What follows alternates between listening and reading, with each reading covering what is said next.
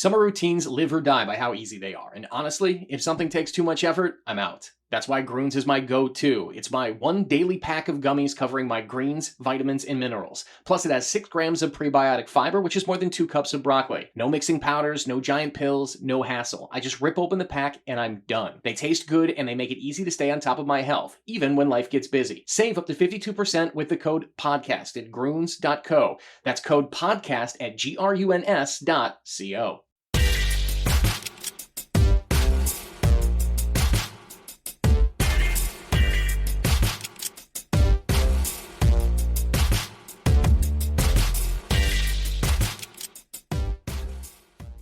Welcome back to the Alec Lewis Show. I am your host, Alec Lewis. This is episode 167, recording on Thursday evening, May 14th.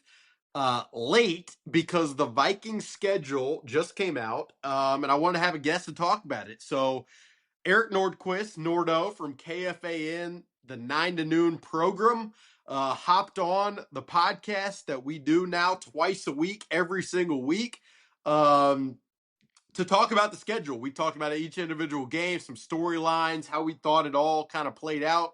Talked a little bit about my prediction, win-loss record-wise, what it felt like for me going through it. So I think you guys will enjoy the conversation. It's always a blast getting to kick it around with Nordo. A ton of respect for his fandom and how much he cares about this stuff. So, appreciate having him on. This show is on YouTube. If you're watching on YouTube, thank you for doing it. Please hit the subscribe button right there, right below. We appreciate that. It helps us out, brings more people to the show. And then if you're listening on Apple, Spotify, iHeart, wherever you listen, please follow us over there. Give us 5 stars if you can. Again, all of that stuff we are grateful for. And you all who have been here from the get-go know how much I have enjoyed getting to build this thing, getting to, trial and error. I'm looking forward this summer to have some different conversations with different people on a bunch of different subjects. So please stay tuned to the show, which is presented by First Resource Bank. That is a member FDIC bank in the Minneapolis area, run by really good people: Tim Siegley, Aaron Siegley, Charlie Anderson, Christy at the front desk. Got me a bank notification letter that I needed in about 5 minutes. Their online banking platform is really easy to use. I visit it frequently. Branches all over the place. Please check out First Resource Bank. The show is also happy to be partnering with Pro MN Athletics. So you guys are probably like, what is Pro MN? What I would say is it is a company based here in Minnesota that is really doing everything it can to lift the tide of youth football development growth in Minnesota.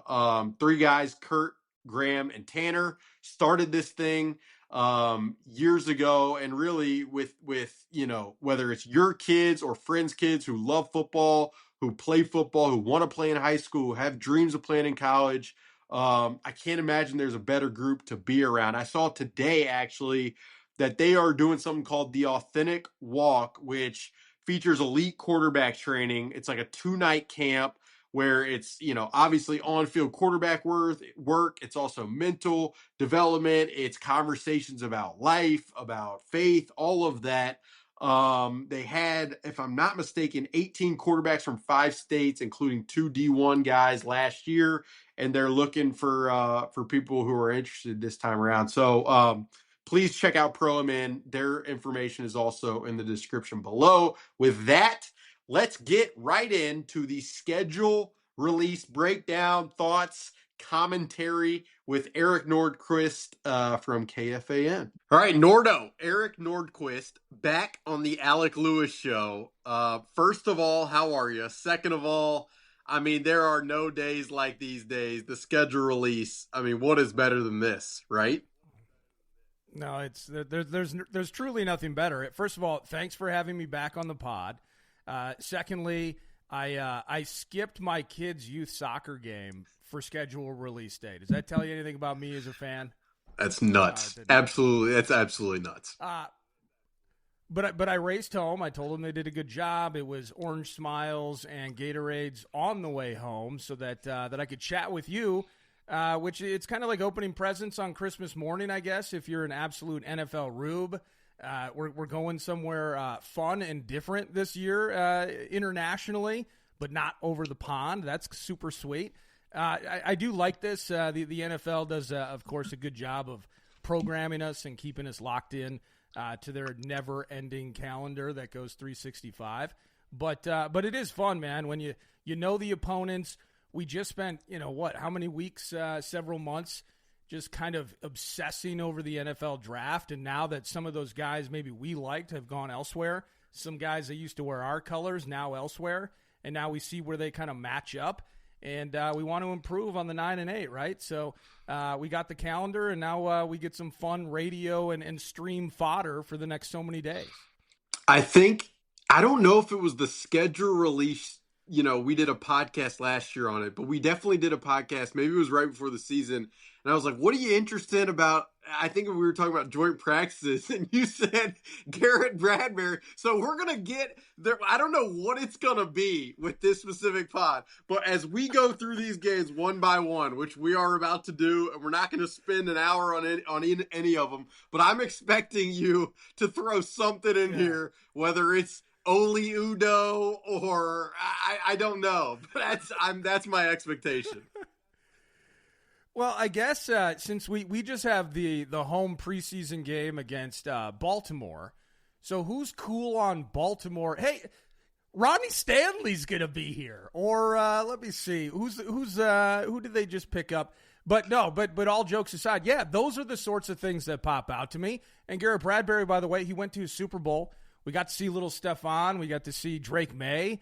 We got to see, the head coach, the new head coach in the first year operation there in New England. So, but those sorts of things kind of are how I weave my way into the schedule. For instance, right out of the gates, border battle week 1, that's going to mean a couple of things.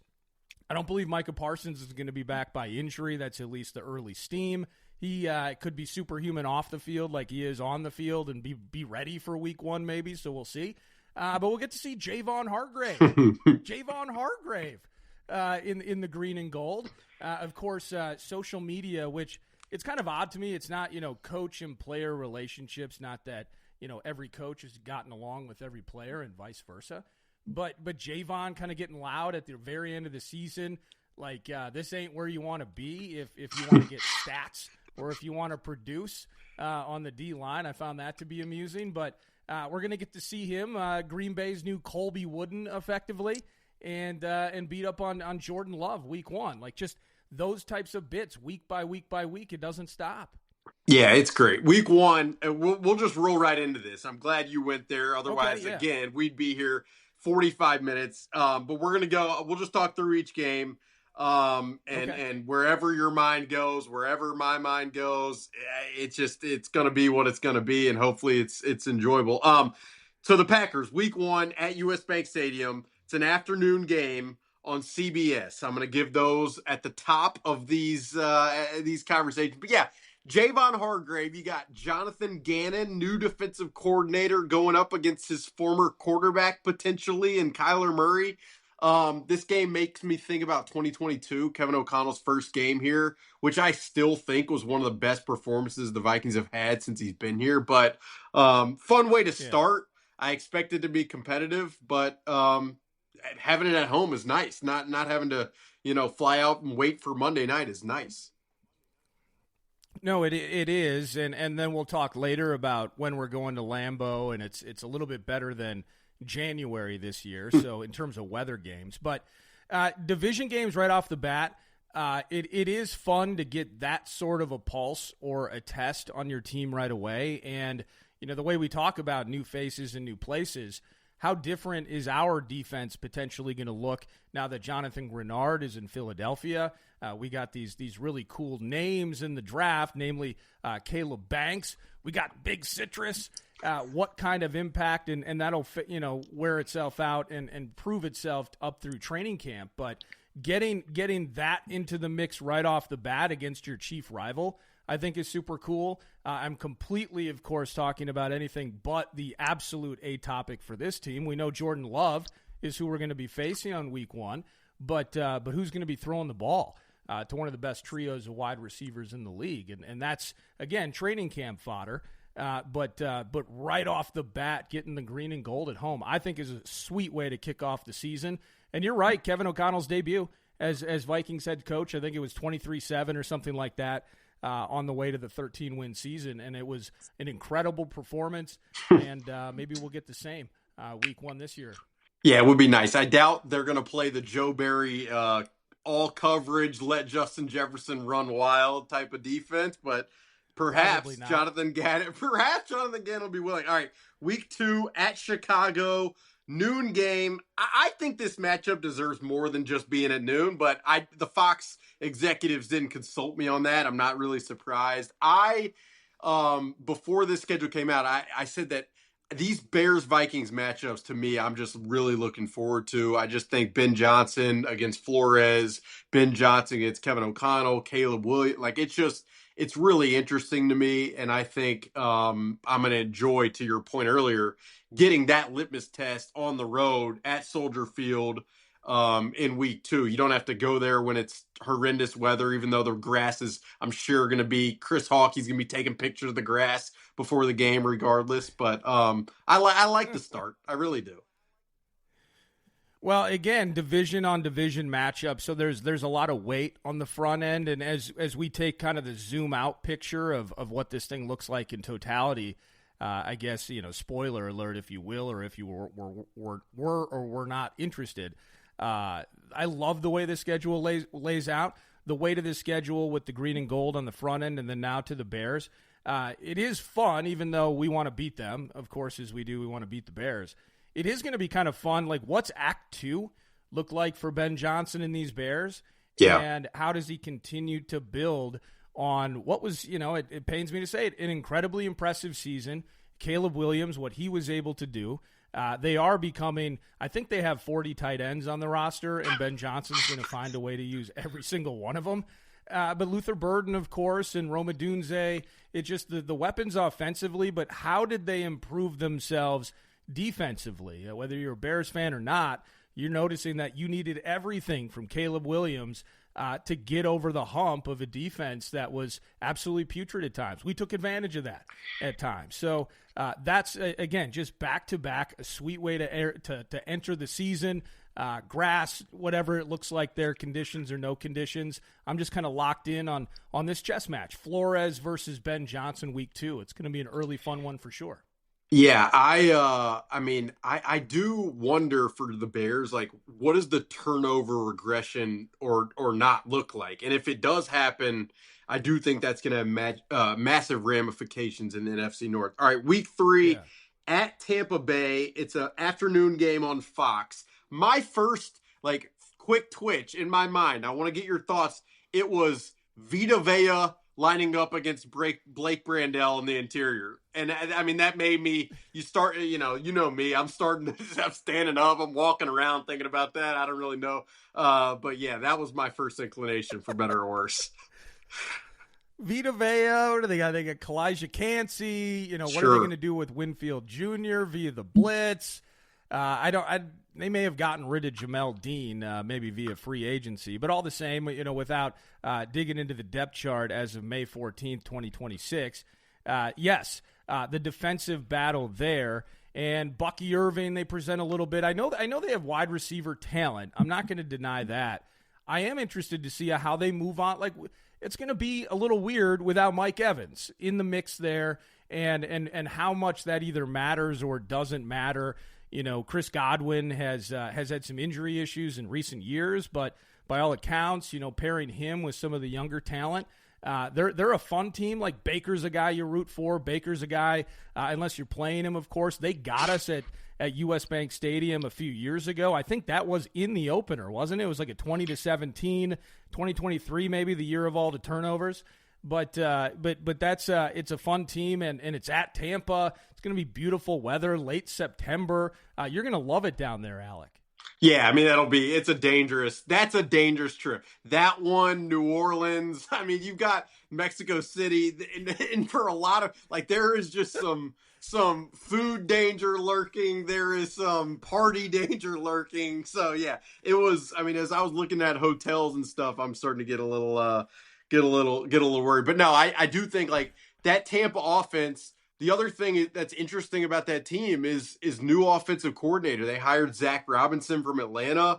I was a little iffy on the job he did in Atlanta, and so how he gels with Baker will matter for a team that I mean, it's been pretty consistently in it throughout the course of these seasons. So, all right, we'll segue to week 4 and week 5. I'm going to do these together because these teams don't blow me out of the water in many ways. Week 4 is at home against the Dolphins, afternoon game on Fox. Week 5 is at New Orleans at noon on Fox. Week 4, I imagine Brian Flores will prepare aggressively for the game at home against the Miami Dolphins, his former team. Week 5, New Orleans is a weird team, but I think could be a little frisky because of the coaching and the quarterback and the talent that they have on both sides. So I think these two games are both winnable. So as rough as or not rough, but as testy as the first 3 games are,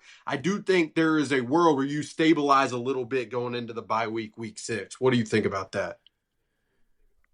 No, I would agree. You know, I was thinking to myself as you were talking about that, Flores' old team. Is anybody still on the team or affiliated with the Dolphins from his time there? As if, I mean, when you start looking at the depth chart here, I'm counting 5, 6. I'm counting 6 draft picks on defense. I have 7 on offense. I'm looking at no less than maybe 15 potential new free agents that you would plug into the first 2 strings of the respective offense and defense. This is a completely different team. And it's the do you want to get the new operation early when it's weird and it's bad and it's building? Or does the new operation come out just absolutely flying before it crashes on its face once it realizes that it shouldn't be doing this well?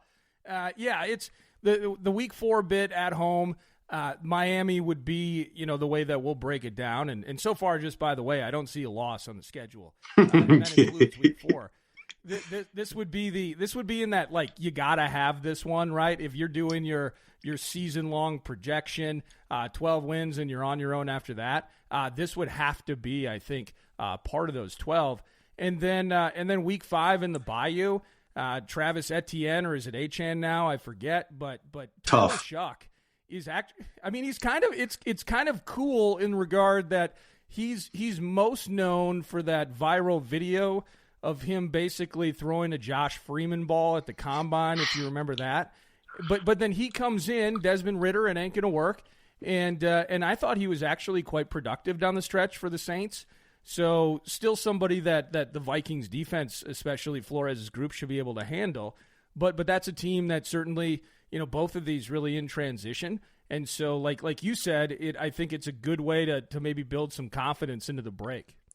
Yeah, the funny thing about Miami, I was going through that depth chart earlier today, which is just, I mean, I guess because it's my job, that's fine. But if you were just an average person and not as ridiculous as me going through the Dolphins depth chart on a Thursday afternoon, that's pretty sad place to be. But I'm seeing guys like Storm Duck. I mean, the receiver core, Tutu Atwell starting. I mean, Malik Washington. It was a rough go. Now, they do have Devon Achan. They do have the center is really good, whose name I'm forgetting, and I probably shouldn't be. Aaron Brewer? Yeah, Brewer. He's a really good center, which obviously that's what people listen to the Alec Lewis show care about. And then the Saints surprised me looking at their defense. Like, I don't know a ton of the personnel on that side, but Brandon Staley, they did a pretty good job down the back half of the season. So, yeah, I do think you'd hope to build some momentum. Staley's unit, okay. Yeah. Brandon Staley, of course, naturally. He's in New Orleans eating some gumbo, no doubt. All right, week 6 bye. I don't have strong feelings about an early bye. Some fans get frustrated about it. Maybe you do. But then right after the bye, week 7 at home against the Indianapolis Colts. I guess it'll be interesting to see if Daniel Jones is back healthy for that game. It feels like that might be fairly quick for him. But then you got the Cam Bynum return game, Sauce Gardner on that crew. Like, I think that's a pretty competitive game, but I'd categorize it probably with the Miami-ish New Orleans type tier. Like, that team doesn't strike crazy fear in me for some reason. I don't know. Maybe it does for you. It's kind of interesting. Well, in terms of fear, so for me, I thought that they were, if Daniel Jones remains healthy, and we're not doing, I mean, it was cute and it was fun and it was cool on, what was it, the Monday night game. They're up in the field mic so you can hear Phillip Rivers going OG on it, calling the plays at the line and diagnosing, and it was great. I mean, I was loving it. What is this? Yeah, of course you were. I was too. It was like, well, this is 2005 again. I kind of thought that they were really a competent quarterback away from not just, competing at a higher level in the AFC South, but I'm not saying they were contending for a Super Bowl, but playoff team. I think, they, and I haven't watched all the film, but Latu, DeForest Buckner, if he can still play, they do have Sauce Gardner, who I think, that's been on kind of a demise trend, or a descending valuation from him with the trade from the Jets. But Bynum himself, I do think they have some nice players. I can't believe Alec Pierce. What do you get, like $120 million? A lot of money, way more. I mean, if you're an Alec, that's the type of money you want. Few of us will get it. Yes, that is correct. And I had just always considered him, I mean, certainly good hands, but mostly a deep threat. But Jonathan Taylor, the interesting, as much as we love Flores' defense, if you look, what we saw over the last 2 years is harsh overcorrections. A team that couldn't stop the run to save their lives to a team that could stop the run but couldn't defend the pass, and vice versa. So, Jonathan Taylor presents a threat to anybody. And so this game is not something that I would look past, but it would be, I don't know, maybe you have it, maybe I don't. I don't know what KO's record out of the break is, but this would be something that, like, I'm not sleeping on the Colts, if that makes sense, as ridiculous as it could sound. Hey, they're starting Riley Leonard. Yeah, okay, that's fine. Jonathan Taylor can still go for $150 and 3 on us. So I don't sleep on the Colts. And by the way, impressive, I believe it should be his 11th season. Laquan Treadwell is a member of the Colts. Let's not forget about Laquan. Not the most prized first-round pick in the history of the NFL, but he's carved out a career for himself. So everybody say hi to Laquan week 7 when he comes to U.S. Bank Stadium. That's one of those. That's what I'm happy to see Laquan. It's good to see him. I'm excited to see Laquan. What's up? No, you're probably right. I probably way minimized what that test could look like. But it's funny. I wrote today, like, you look at the schedule on the front end. It's like, yeah, that could be an easy. Like, it's a 4.5 spread for every game, and you have a couple turnovers, and it is what it is. All right, this next stretch for me is kind of the gauntlet. Like, I view this as, this is, you're really testing the waters. We'll start week 8 at Detroit, noon game on Fox. Week 9, Buffalo, Monday Night Football on ESPN. So, you start with those two. And Detroit, I am fascinated to see this year with kind of a new look offensive line a little bit, new center, moving Penei Sewell over to left tackle. Still the same, new center in Cade Mays. And then defensively, can they stay healthy on that side? There's a lot of talent on that side. I'm happy to see DJ Wanham in Detroit on that side. But you want him, you got him. This team, it's obviously, that's an interesting test. And then Buffalo on Monday night. I think that's kind of the no-brainer. If you're a fan and you're like, I go to one game a year at home and I'm looking, that is the ticket to see Josh Allen against Brian Flores and just that entire kind of what that team represents. But what do you think about the beginning to this gauntlet and just the idea that I believe this is the really tough stretch? It is the toughest stretch of the season, and I guess, by the time week 8 comes around and you go to Detroit, you've gotten a good sample size from afar as to how that new offensive line in Detroit's going to work. Cade Mays, you mentioned him, the free agent from the Carolina Panthers. A person, by the way, that when we were talking about like Vikings free agency, hey, if the Vikings were to bring in a guy like Cade Mays, yeah, I would have loved that. And now, of course, in lieu of other options, let's go Blake Brandel. But with that said, then they take the Blake Miller cat. So I think they slide him onto the right side. Tate Ratledge, excuse me, he should be in his second year, the Georgia cat. I think he needs to be better. I think Mahogany was a problem for them last year a bit, and it's going to be Isaiah Pacheco now instead of Montgomery. So how does that tandem work? In the end, they still have Laporta, they still have Amon-Ra, so they still have Jared's going to do his thing. So the issue with the Detroit Lions, despite those offensive line issues, by the way, they still were second or third in the NFL in scoring. It is going to be Kirby Joseph, Brian Branch. Can they stay healthy? Can they get enough push? Who's going to be competent and productive opposite Aiden Hutchinson? Can Hutchinson himself stay healthy? I'm kind of, I'm not a Lions fan. I have no stock in it. I'd be bored with Terrion Arnold through what they've seen so far. So that's got to be better from the penalties, overall production and coverage. So that'll be fun. And again, by week 8, I think we'll either be we'll have a chance to take a second look. Like, okay, these kiddies are off to a disastrous start. How does our game, how does that lay in their schedule, et cetera? But it's going to be awesome. And then with all that said about the Lions, I mean, the Bills, dude, it's under the bright lights. Josh Allen, I think it was the last time he was at U.S. Bank Stadium. That would have meant he was a rookie. That would have meant we were like 17-point favorites back in 2018. That would have meant that he hurdled Anthony Barr. Oof. And I think that was his first professional win. I think. I'm not sure on that. But that propelled them, of course, to an underwhelming 6-10 season. But that was kind of his game where his rookie season, people are like, ooh, I kind of get it. The Wyoming kid might have something. That was the last time he was in our building. So, and now it's going to be in prime time. That's going to be so awesome, man. Yeah, you can just you can just picture Justin Jefferson gritting out of the tunnel under the lights at night. I mean, that if the Vikings start out hot, you know me, it's like I'm gonna be pacing around that entire day, getting ready for that game. That's just how it goes. All right, and then the back half of this gauntlet, in my opinion, would be at Green Bay, noon Fox. That would be week 10, and then week 11, Mexico City. The 49ers, Sunday Night Football. I mean, to end it having to go to Mexico City, it's not across the pond, but that, it's a lot. And then just both of those teams are rugged enough. You got Micah Parsons back, you would imagine. You got Tucker Kraft back engaged.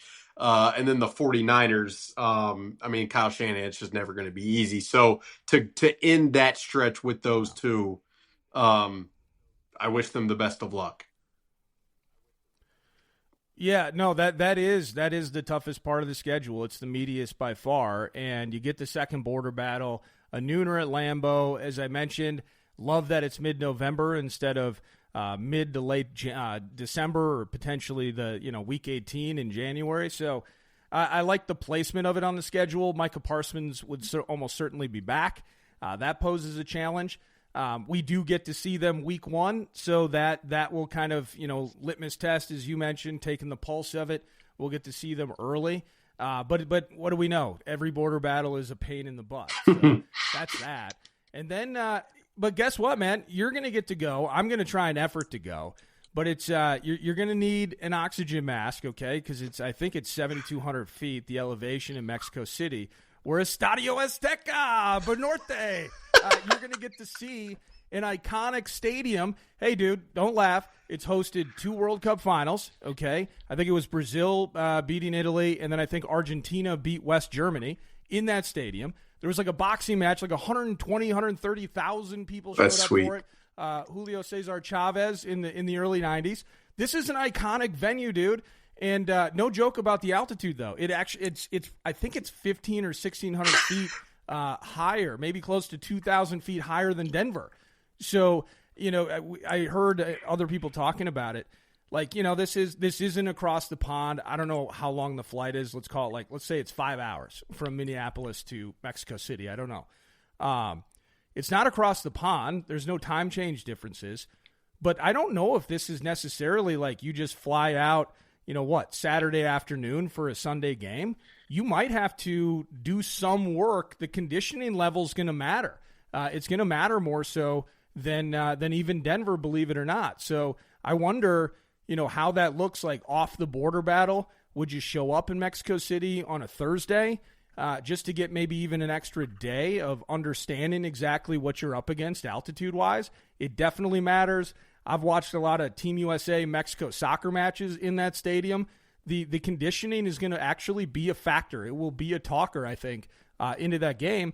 But that does complete the gauntlet, as you were talking about, and it's a fun, weird, different way to do it. I think Mexico City, that'd be a sweet place to go.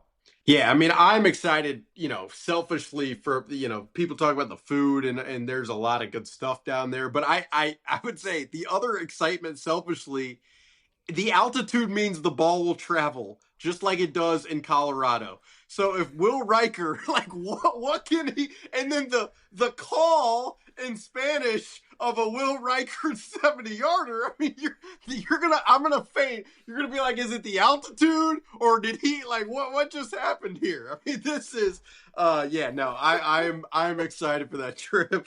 I'm probably gonna have to start drinking beet juice or something soon. All right, after that stretch, I mean, it does feel like the last, I would say, the last 7 kind of set up to where you could, if you need to make up ground, I mean, I guess you could use like the horse racing analogy of like, you can see the finish line and there is a lot of ground to make up here. I mean, it's never going to be easy, but that's just part of it.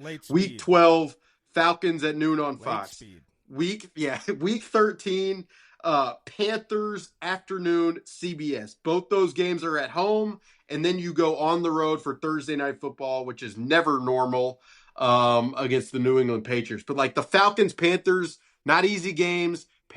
I think the Falcons beat the Vikings last year. I can't really remember. Probably blocked that night out of my life. But yeah, I mean, this feels like the stretch to make up ground. Yeah, and we'll continue to lay it out, but 5 of the final 7 being at home, and starting with the and the Falcons, by the way, that would have been, what was that? Was that JJ? That was JJ's first home start last year. Correct. Week 2. The team didn't score a touchdown. Twisted his ankle in that game. The Falcons will be interesting because it's Stefanski, and now it'll be Tua or potentially a healthy Penix. Penix's career, what is it? It's 3rd knee that he has sustained now, so trouble for him. Tua on the Dolphins' dime, probably, and they're both Southeast. That's cool, Southpaws. But it's going to be Bijan. That team is still, it's grindy and all of that. So it's a difficult matchup. You get it at home. I dig that. And then the Panthers, Bryce Young, and that was a team that fought. That was, I mean, just kind of an impressive operation. What is it, Canales, I believe, coaching down there. So I think it's pleasant because the way it lines up, being in our building, and both two teams that have some serious warts to them, but still challenging by all means. So, based on what we can get out of the quarterback position, which will dominate our conversations, it feels like, for the rest of our lives, as it has for the last quarter century. I like where those games line up. Thursday night at Vrabel. Have you ever been to Gillette? Never been. Dude, you'll like it. I know that the team typically, I believe, they'll actually roll into Rhode Island because I think that Providence area is closer to Gillette and Foxborough than it is to Boston. It's a super freaking cool stadium. I love Gillette. Now, the last time I was there, I think that was 2018. That would have been Tom Brady. Maybe Josh Gordon was still playing wide receiver in the league. But anyway, the Thursday night is going to be a tough prep week. We got to see Drake May in joints last year. Now we actually have to see him off a Super Bowl and, now 3rd season, feeling vibes. That's going to be a really tough game. But yes, the 5 out of the final 7 being at home, it's a tricky but a fun trio. There's no doubt. Yeah, you got, week 15, Lions, Sunday Night Football at home. Week 16, Commanders, it's TBD on the time. You got David Blau, the OC, that's my guy. And then DC, Durante Jones, obviously. Week 17 at New York Jets. I can't imagine they're just going to be humming at week 17, but Aaron Glenn would probably not like me saying that. And then week 18, you got the Bears at home to round it out. I think in the best case scenario, that game has some juice to it, just like, Lions, Vikings did a couple of years ago. But yeah, I mean, look, we could go through those individually, but I think, to round it out, it does feel like Commanders, Jets, you kind of can get some wind in your sails going into that week 18 if you really need it. I mean, it was interesting, and you might have thoughts on those specific games. Like as I look back at the schedule, one of the questions that was asked of me is like, what is the best defense the Vikings play? And I had a hard time with that. And I think the Patriots in week 14 like might actually be the answer to that question. But anyway, I don't know if you got anything on those last four, but interesting way to end it for sure. Well, no, just kind of going through this a bit, though. I mean, if you look at the schedule, and I know we're so focused on all the issues that lay in front of Kevin O'Connell and Rob Brzezinski, and eventually whoever the general manager will be, the quarterback conundrum, the evergreen dilemma that will forever be. But to that end, if you think about it, the Patriots, I thought that as far as defenses go, that certainly would be the most talented of the bunch. But outside of that, look at the way this schedule, like the Atlanta Falcons, quarterback conundrum, the Panthers, kind of fledgling. Like I don't know if they know exactly what they want to be or will be. Can they get out of Dowdle what they got a year ago? Bryce Young ascension, as we mentioned. The Lions, we're going to find out about them earlier in the season, but that's going to be a fun prime timer at home. I'm curious about the Jaden Daniels, the potential regression. Are we gonna see a regression with him? Love his talent. I don't root for him to regress except when he plays us.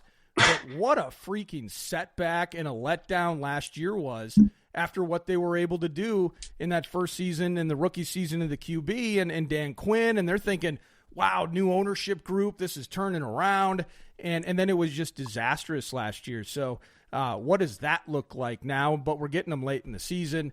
The Jets always have the greatest drafts, don't they? The Jets always have amazing drafts.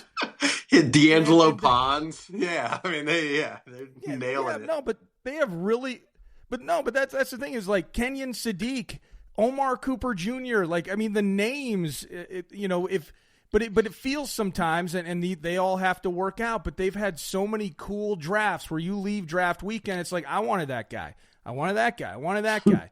And then maybe it comes to fruition. In most cases, it does not. But despite as good as Breece Hall is, they gave him some fat cash, I believe. But that is a team in extreme transition. Geno Smith, just playing out the string on that career, a bad beat in Las Vegas after a couple good years with the Seahawks. John Schneider, by the way, clearly he knows when the right time is to move on, doesn't he? It feels like he gets it in Seattle. But no, the way that thing breaks out just in the end, I love the fact that 5 of our final 7 are at home.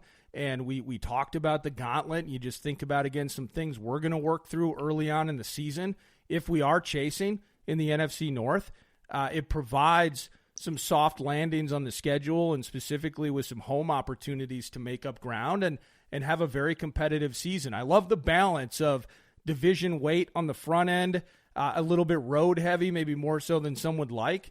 As I'm with you, I don't really care when the bye week is, but getting some home cooking 5 of the final 7, I think that's pretty sweet.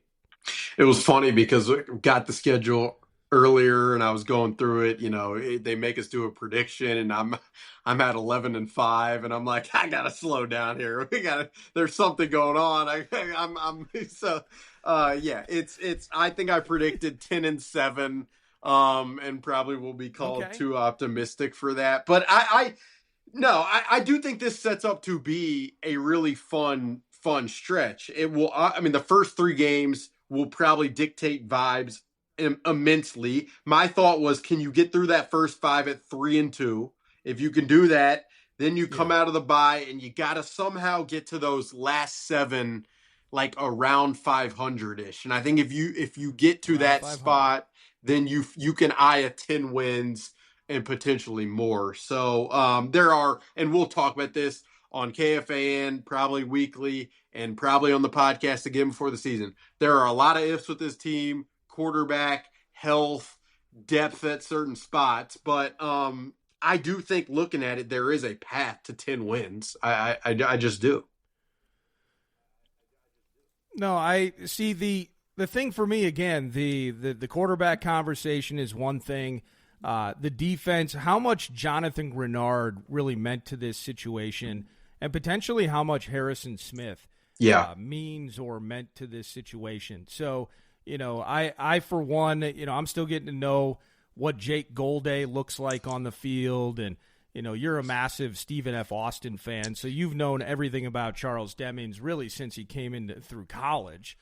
And if you ever listen to 9 to Noon, Johnny Hecker's going to be he's going to be second on the list in terms of touchdowns thrown in 2026. Who knows? But really the focus on building that defensive front and again kind of learning what we're going to look like without a couple of key pieces potentially. Grenard certainly, Harrison Smith maybe, we'll see.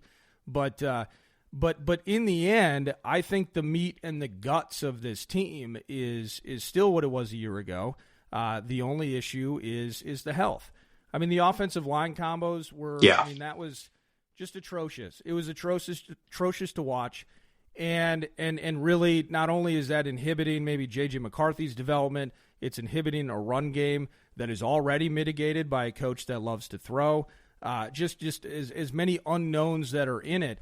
That's why I went out of my way to mention some spots on the schedule where it's like we got plenty. There are plenty of teams with plenty of warts.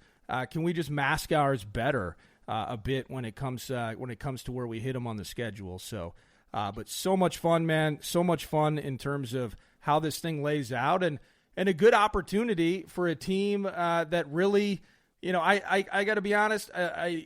When you guys came back from Dublin and London, part of me just said this team's sapped, man. Yeah, like this team is cooked. Cooked, and I mean.